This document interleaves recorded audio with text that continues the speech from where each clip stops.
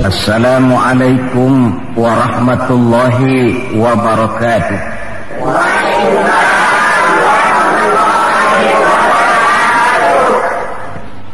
Bismillahirrahmanirrahim. Alhamdulillahi rabbil alamin. Wassalatu wassalamu ala asyrafil anbiya'i wal mursalin Sayyidina Muhammadin wa ala alihi wa ashabihil mujahidin at-tahirin, amma ba'du.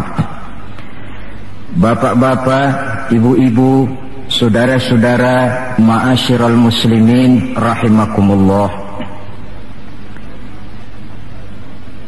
Pertama, marilah kita memanjatkan puji dan syukur kehadirat Allah Subhanahu wa ta'ala, yang atas izinnya saat ini kita dapat bertemu dan berkumpul bersama-sama dalam rangka memperingati maulid junjungan kita Nabi besar Muhammad sallallahu alaihi wasallam. Kita tahu bahwa sejarah sepanjang perjalanannya banyak mencatat orang-orang besar. Ada orang menjadi besar oleh karena pangkat, jabatan dan kekuasaannya. Apabila pangkat, jabatan dan kekuasaannya selesai, maka selesai kebesarannya sampai di situ. Ada orang menjadi besar oleh karena harta benda dan kekayaan yang dimilikinya. Bila suatu saat ia jatuh bangkrut, tamatlah kebesarannya sampai di situ. Ada pula orang yang menjadi besar oleh karena ia dibesar-besarkan dan berusaha setengah mati untuk mencapai kebesaran tadi. Bila satu saat terjadi pergeseran nilai, masyarakat mencemoohkannya, maka kebesaran itu pun selesai sampai di situ. Adapun Rasul yang kita peringati maulidnya saat ini, beliau besar bukan lantaran pangkat, jabatan dan kekuasaan. Beliau besar tidak karena harta benda dan kekayaan. Pun beliau menjadi besar tidak karena dibesar-besarkan oleh umatnya. Beliau besar karena dibesarkan oleh Allah Subhanahu wa ta'ala. Satu kali orang sudah dibesarkan oleh Allah, bagaimanapun usaha orang lain untuk mengecilkannya, orang itu akan tetap menjadi besar. Tetapi satu kali orang dikecilkan oleh Allah, satu negara orang mau mengangkat dia, kalau memang dasarnya potongan nyungsep, tentu tidak akan naik ke atas juga. Jelas Pak? Jelas? Apaan? Pokoknya jelas. Tidak ada seorang penulis pun, baik ia dalam Islam maupun dari luar Islam, jikalau mau bicara dengan jujur, yang tidak mengagumi kebesaran pribadi dan martabat Rasulullah sallallahu alaihi wasallam. Dalam satu kalimat yang indah, Imam Busairi di dalam qasidah burdahnya menjelaskan kepribadian beliau dengan untayan kata, kal badri fi syarafin wa zahri fi tarafin wal bahri fi karamin wa dahri fi himamin. Rasulullah itu, kata beliau, tinggi martabat bagai rembulan, tabah dan ulet laksana masa, dermawan bak samudra luas biru membentang, tabah dan ulet laksana masa. Itu sebabnya beliau oleh Allah dijadikan figur, dijadikan model dan pola sebagai contoh bagi kehidupan umat Islam. Sehingga di dalam Al-Quran Allah menyatakan, laqad kana lakum fi rasulillahi uswatun hasanah. Sungguh telah ada bagi kamu pada diri Rasulullah itu contoh teladan yang sangat baik. Timbul pertanyaan, mengapa Rasul menjadi contoh buat kita? Pertama, beliau menjadi contoh buat kita karena beliau manusia, hidup dan berjuang secara manusiawi. Kalau manusia disuruh mencontoh manusia, tentu wajar. Yang tidak wajar kalau manusia disuruh mencontoh jin atau malaikat. Maka dalam ayat Quran Allah menyatakan, laqad ja'akum rasulun min anfusikum. Sungguh telah datang kepadamu seorang rasul, yang rasul itu berasal dari jenis kamu manusia. Saudara-saudara, kalau rasul yang diutus Allah itu jin atau malaikat, kemudian berhasil di dalam tugasnya, barangkali kita tidak perlu kagum. Datang rasul ke dunia ini, rasulnya jin.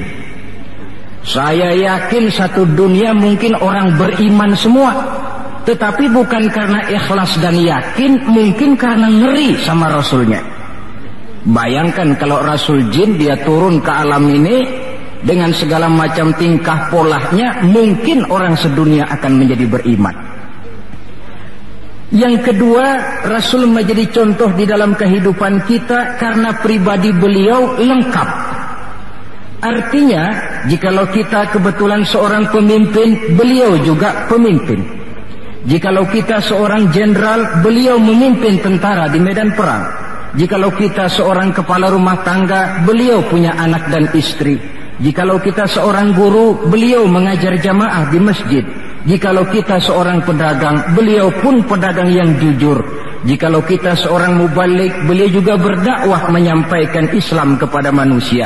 Di dalam keseluruhannya itu tercemin uswatun hasanah, contoh teladan yang sangat baik. Maka kehabisan alasan seorang muslim yang tidak mencontoh pribadi beliau. Oleh sebab itu ironi dan sangat kita sayangkan jikalau seorang muslim tahu betul sejarah kehidupan Benito Mussolini, dia hafal sejarahnya Adolf Hitler, dia tahu sejarahnya Napoleon Bonaparte, dia hafal benar ajarannya Karl Marx, tapi dia buta terhadap hidup dan kehidupan Rasulullah sallallahu alaihi wasallam. Saudara hadirin yang berbahagia, yang akan kita bicarakan pada kesempatan ini, bagaimana cinta Rasul kepada umatnya dan bagaimana sewajarnya cinta kita umatnya kepada beliau. Bahwa Rasul yang kita peringati maulidnya saat ini cinta betul kepada kita umatnya, dapat saya kemukakan beberapa data. Dari sini nanti kita introspeksi.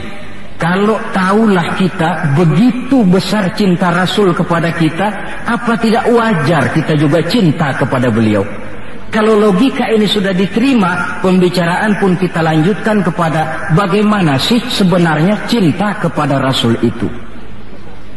Bukti pertama bahwa beliau cinta kepada kita, saudara-saudara, menurut ukuran zaman sekarang, Rasulullah itu pan hidupnya miskin. Malahan ada satu doa yang sering beliau baca. Ini kalau doa ini saya kasih saudara-saudara, kira-kira mau diamalin kan?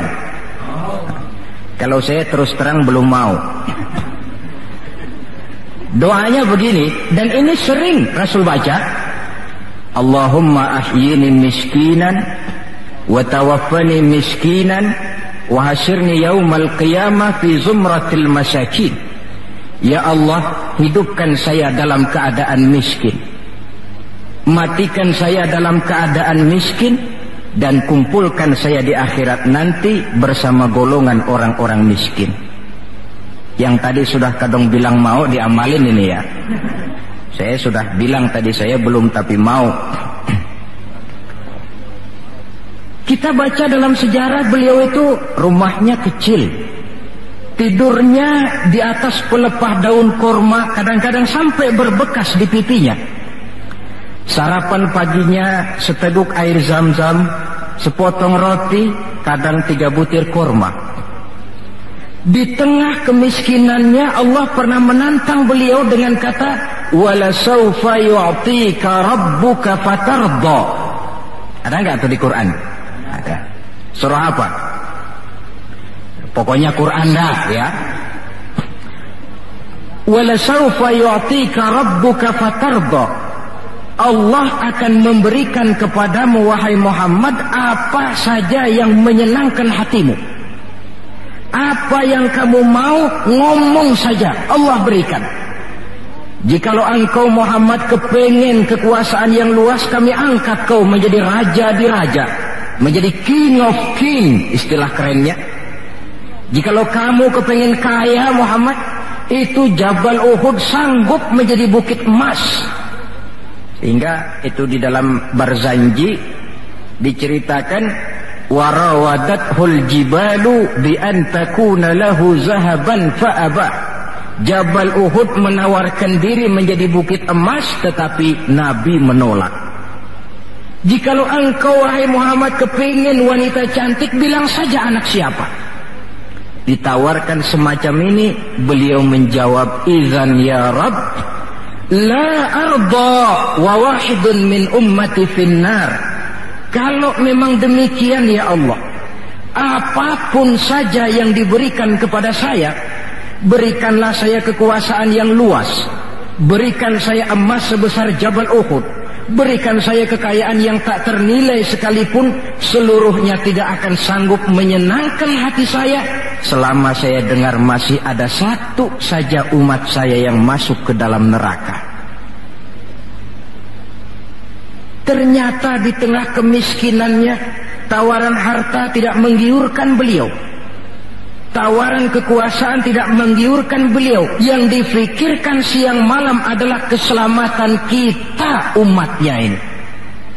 Cuma kadang-kadang kita umatnya yang dipikirin ini seperti pepatah, ada itu pepatah Perancis, balung-balung langka dagingnya, ditulung-tulung langka elinge.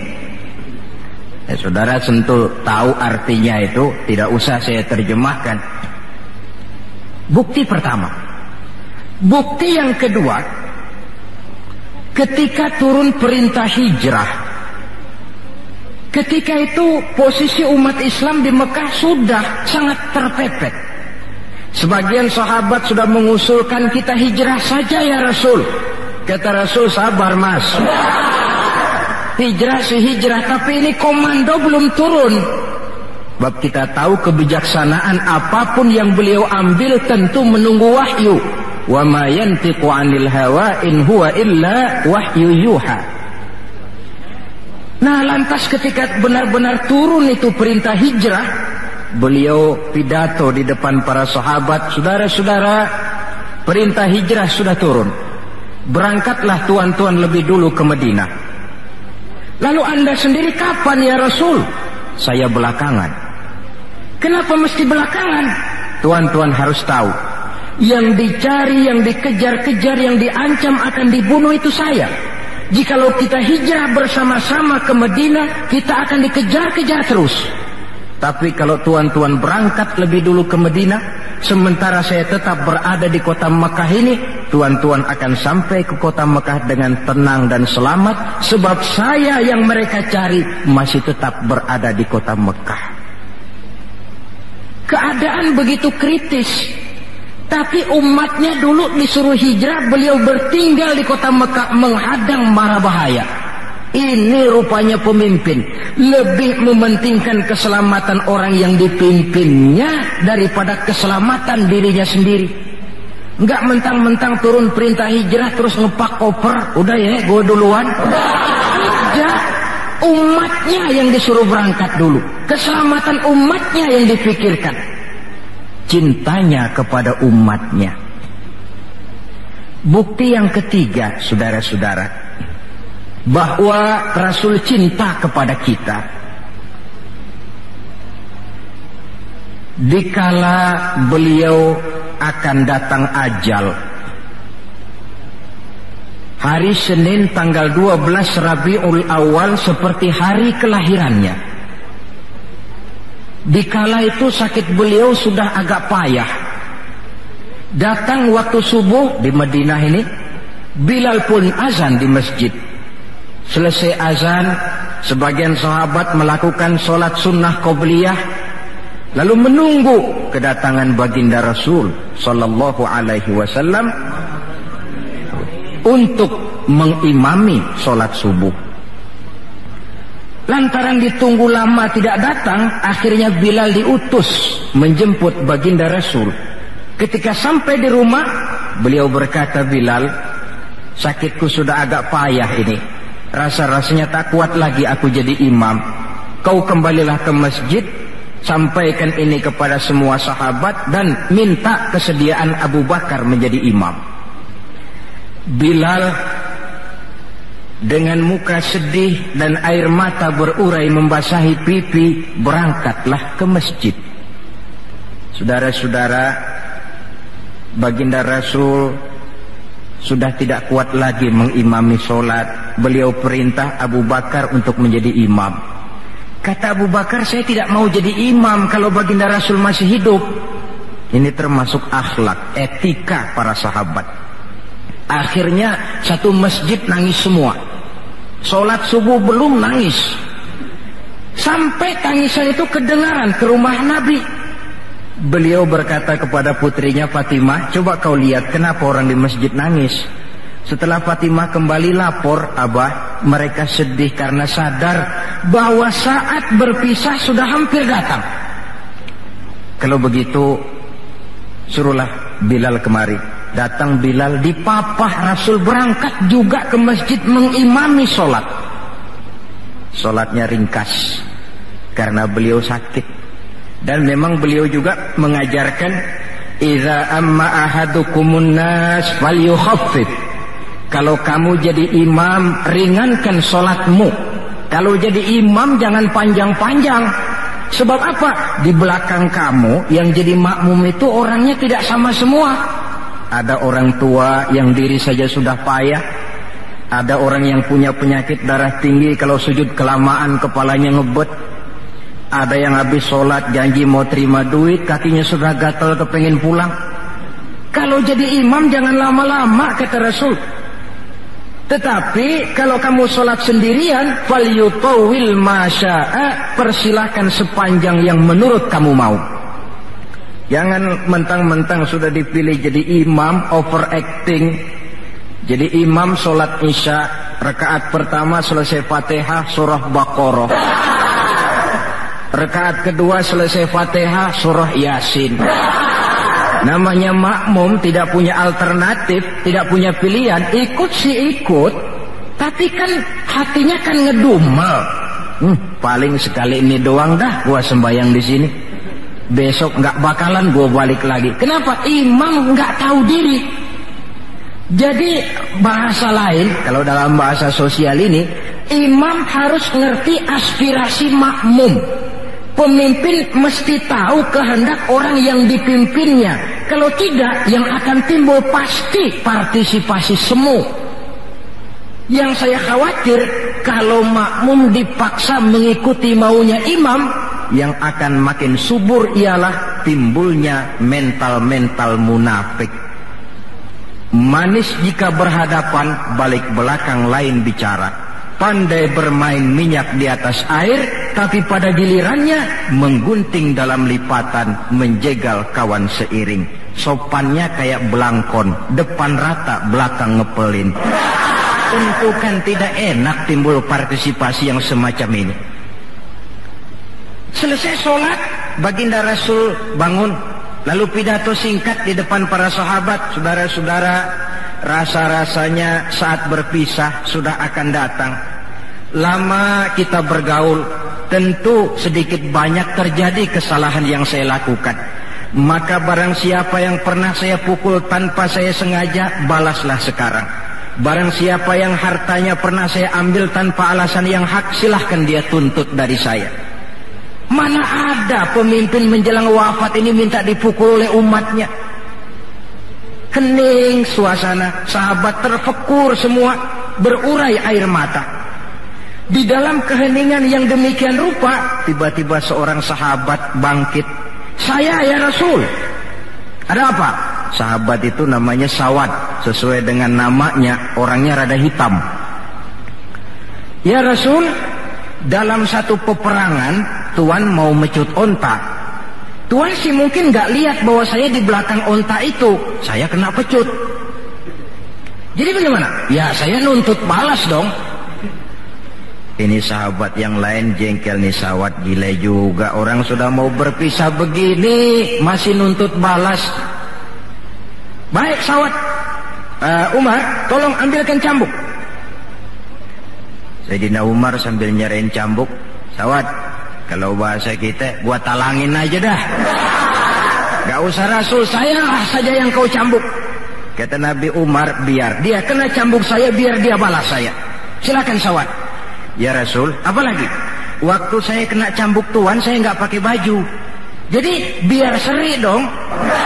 Tuan juga bukalah baju tuan. Baik, Rasul buka bajunya. Ketika baju sudah dibuka, sawat buang cambuk itu. Dia berlari merangkul badan Rasul seerat-eratnya. Sampai sebagian sahabat makin bingung. Ini apa maunya sawat? Ya Rasulullah, saya tahu sebentar lagi kita akan berpisah. Saya tidak tahu apa di akhirat nanti kita bisa kumpul. Kalau saya untung masuk surga, mungkin kelas saya di surga lain dengan kelas tuan. Itu kalau saya ke surga. Kalau saya nggak ke surga, sudah terang kita nggak akan ketemu. Maka sebelum saya berpisah dengan tuan, saya kepengen kulit badan saya yang hina ini bersentuhan dengan kulit badan tuan yang mulia. Kalau saya nggak akal-akalin begitu, tuan nggak bakalan buka baju katanya. Oh, rupanya itu yang dimaui sawat.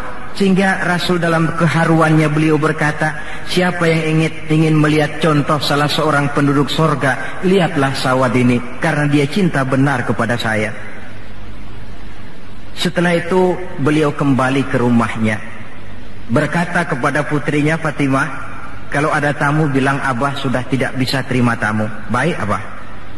Sementara Allah memerintahkan malaikat maut datang, malaikat maut turun kau ke alam, ambil roh kekasihku Muhammad. Turun malaikat maut dalam bentuk manusia. Ketuk pintu, keluarlah Fatimah putri baginda Nabi. Tuan, maaf saja, ayah tidak terima tamu. Katakan, saya yang datang. Melihat roman muka orang ini, Fatimah gemetar seluruh badannya, lalu kembali kepada ayahnya. Ayah, ada tamu. Saya bilang ayah tidak terima tamu. Dia malah berkata, katakan saya yang datang. Melihat roman mukanya, gemetar seluruh tubuh saya. Hebat orang ini. Siapa sih ayah? Baginda senyum. Fatimah, kau tahu siapa yang datang? Tidak tahu ayah. Yang datang itu Fat, hadimul lazat wa qati'us syahawat. Yang datang itu Fat, dialah yang menghancurkan seluruh kesenangan dunia. Dia yang memisahkan kita dengan semua yang kita cintai. Yang datang itu malaikat maut Fat, suruh dia masuk. Ketika malaikat maut masuk, ya malaikat maut sudah datang saatnya. Ya Muhammad, aina Jibril? Malaikat Jibril di mana? Sebentar lagi dia datang. Ketika turun malaikat Jibril, baginda Nabi bertanya, akhbirni ya Jibril, mali indallahi minal karamah. Wahai Jibril, tolong beritahu saya, kalau sebentar saya menghadap Allah, kehormatan apa yang diberikan Allah kepada saya? Tidak usah khawatir Muhammad, kata malaikat Jibril. Inna abwabas sama qad futihat, wal malaikatu saffu sufufan yantaziruna li ruhik. Pintu langit sudah dibuka, malaikat sudah berbaris menunggu kedatangan rohmu yang suci. Alhamdulillah. Kalau itu saya ya? Iya. Kalau umat saya bagaimana Jibril? Umat saya, umatmu? Iya. Umatmu juga jangan khawatir Muhammad. Allah sudah memberikan fasilitas. Kata Allah, inni haramtul jannata ala sairil umam hatta tadkhulaha ummatuka. Surga ku haramkan buat seluruh umat, kecuali kalau umatmu Muhammad sudah masuk ke dalamnya. Ini fasilitas. Jadi sungguh pun kita umat terbelakang menurut abjad, tapi disuruh diberi fasilitas masuk surga lebih dahulu ketimbang umat-umat yang lain. Alhamdulillah, kalau begitu legalah saya, kata Nabi. Mari malaikat maut persilakan, saya ikhlas. Lalu diambillah ruh beliau perlahan-lahan, naik ruh itu ke lutut, ke pusat, ke dada, sampai ruh di tenggorokan. Fatimah dekatkan telinganya ke bibir ayahandanya yang mulia itu. suara terakhir yang sempat direkam oleh Sayyidatuna Fatimah, bisikan terakhir menjelang wafat, 3 kalimat, as-shalah, as-shalah, an-nisa, ittaqun nisa, ummati, ummati. Dengan kalimat itu beliau kembali menghadap Allah. Solat, jaga solat. Wanita, lindungi kaum wanita. Umatku, umatku. Itu kalimat terakhir yang beliau ucapkan. Kita umatnya yang disebut. Manalah di dunia ini pemimpin yang sempat nyebut umatnya dikala mau ajal. Napoleon Bonaparte, singa daratan Eropa, luas kekuasaannya, dikala mau wafat dia tidak sempat nyebut bangsanya, bangsa Prancis. Yang sering dia sebut Margaret Josephine, Margaret Josephine, gacoannya. Adolf Hitler, gagah perkasa. Dikala hari-hari akhir kejayaannya, dia tidak nyebut Jerman, dia tidak nyebut suku bangsa Arya yang dia agul-agulkan. Yang banyak dia sebut Eva Braun, Eva Braun. Sebagaimana Julius Caesar pun menyebut Cleopatra. Adapun baginda Rasul di akhir hayatnya tidak beliau nyebut bangsa Arab, tidak anaknya, tidak istrinya, tidak sahabat dan orang-orang yang dekat dengan beliau, tetapi yang disebut kita umatnya pada detik-detik terakhir daripada kehidupan beliau. 3. Bukti yang keempat bahwa beliau cinta betul kepada kita umatnya. Nanti di akhirat. Ini sudah ada yang pernah ke akhirat belum? Sama. Mau? Bukan, kalau mau saya catat besok berangkat. Ini gampang kok ini urusan ini. Nanti di akhirat, setelah Allah mematikan semua yang bernama hidup, maka yang pertama kali dihidupkan kembali pada kehidupan itu para malaikat. Setelah malaikat dihidupkan kembali, maka Allah memberikan tugas kepada para malaikat, katakanlah semacam panitia akhirat. Nah, malaikat Malik, siapkan itu neraka. Aku akan bakar itu bajingan-bajingan tengik, koruptor-koruptor, mereka yang ketika di dunia tidak mau sujud, mereka yang jauh dari majelis taklim, mereka yang benci kepada ulama. Kau Ridwan, siapkan surga. Aku akan balas hamba-hambaku yang ketika di dunia mereka rajin sujud, dekat dengan ulama, menyintai majelis taklim, gemar berbuat kebajikan. Kamu Jibril dan Mikail berangkat ke surga, ambil kendaraan yang bernama Buraq, bawa pakaian kebesaran, turun ke alam, cari di mana kubur kekasihku Muhammad, bawa dia ke surga. Turunlah malaikat Jibril dan Mikail. Ketika itu alam sudah rata. Malaikat Jibril berdoa, ya Allah, saya mohon pertolonganmu agar bumi yang menyimpan tubuh suci Muhammad terbuka hendaknya. Terbuka kubur Nabi. Beliau bangkit dari kubur mengusap-usap mata seperti orang bangun tidur. Tengok kanan malaikat Jibril, tengok kiri malaikat Mikail. Lalu beliau bertanya, ayu yaumin hadza ya Jibril? Ini hari apa ya Jibril? Kata malaikat Jibril, ya Muhammad, hadza ma wa'ada Rahman. Inilah hari yang dijanjikan Allah. Ini hari kiamat Muhammad. Kiamat. Ya Jibril, jikalau ini memang hari kiamat, aina tarakta ummati? Kalau ini memang hari kiamat Jibril, umat saya di mana? Kita yang ditanya. Bangun dari kubur, tahu kalau itu hari kiamat, pertanyaan pertama, umat saya di mana? Barangkali kalau saudara yang bangun paling dulu dari. Adapun baginda Nabi, saudara-saudara, ketika pertama bangkit dari kubur itu, kitalah umatnya yang menjadi pertanyaan pertama. Malaikat Jibril menjawab, ya Muhammad, tidak ada orang yang dibangkitkan sebelum kamu. Kaulah orang pertama. Lalu bagaimana sekarang? Kita ke surga. Perintah Allah, perintah Allah. Berangkat ke surga. Setelah di surga, beliau seperti orang bingung. Sampai Allah menegur, ya Muhammad, apa kurang enak surga? Enak ya Allah. Apa tidak cukup fasilitas? Cukup. Kenapa kamu seperti orang tidak betah? Saya mikir umat saya ya Allah. Iya, saya sudah enak-enak duduk di kursi empuk. Umat saya bagaimana umat saya? Jadi mau kamu bagaimana? Saya minta izin ya Allah, mau keluar dulu, mau tengok saya punya umat. Sudah di surga permisi keluar mau tengokin umatnya. Dikala kita umatnya lewat di atas sirat, beliau angkat kedua tangan seraya berdoa, Allahumma sallim sallim. Ya Allah, selamatkan umatku yang sedang lewat di atas sirat, selamatkan ya Allah. Dari dunia sampai akhirat beliau cinta kepada kita. Dari dunia sampai akhirat beliau bela kita. Betapa pemimpin semacam ini tidak kita cintai. Masalahnya sekarang, kalau kita sudah sependapat bahwa kita juga cinta kepada Rasul, apa sih artinya cinta kepada Rasul itu?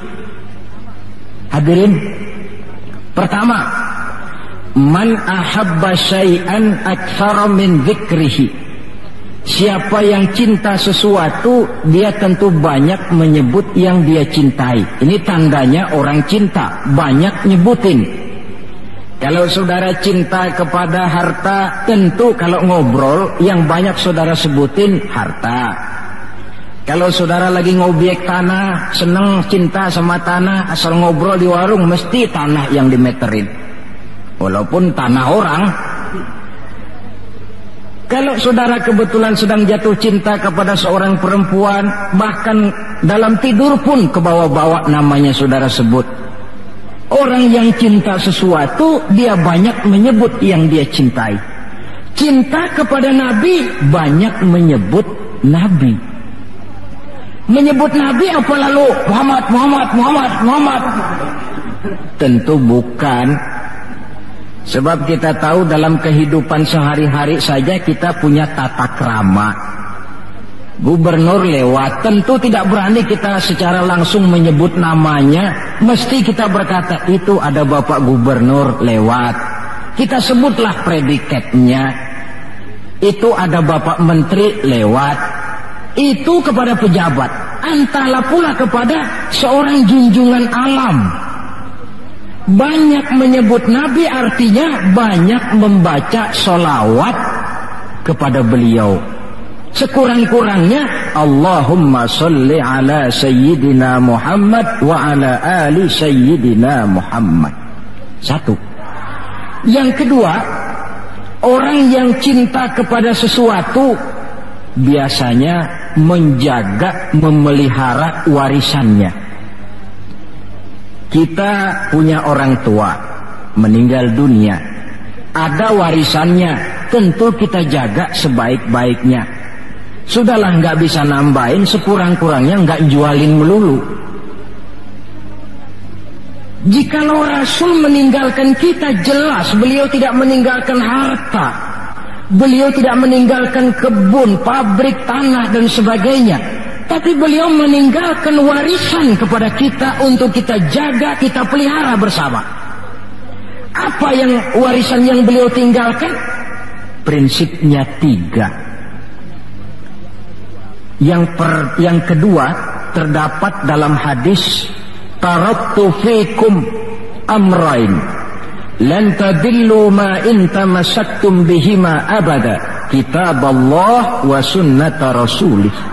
Aku tinggalkan kepadamu 2 perkara yang jikalau kamu mau berpegang teguh kepada keduanya, kau tidak akan sesat untuk selamanya.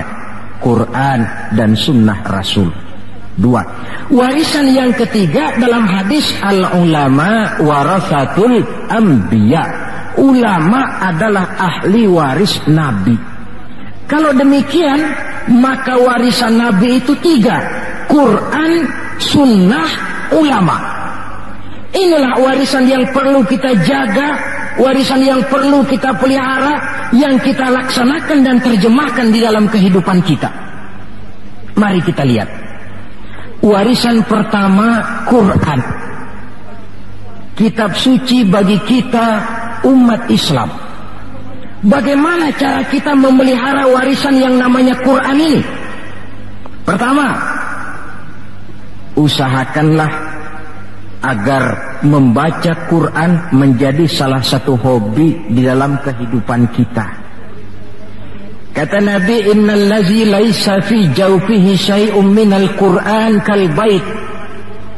Orang yang dari tenggorokannya tidak pernah keluar ayat Quran barang sepotong pun, belum pernah ngaji barang seayat pun, itu orang, kata Nabi, kayak rumah kosong. Rumah biar bagus, potongan Spanyol, gede, mahal, kalau kosong kan angker. Kuntilanak, tuyul, memedi, betah di situ.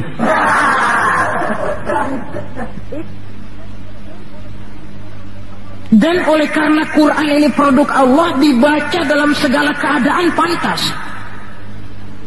Di gubuk reot di pinggir kali ada orang baca Quran, pantas. Di rumah mewah ada yang baca Quran, cocok.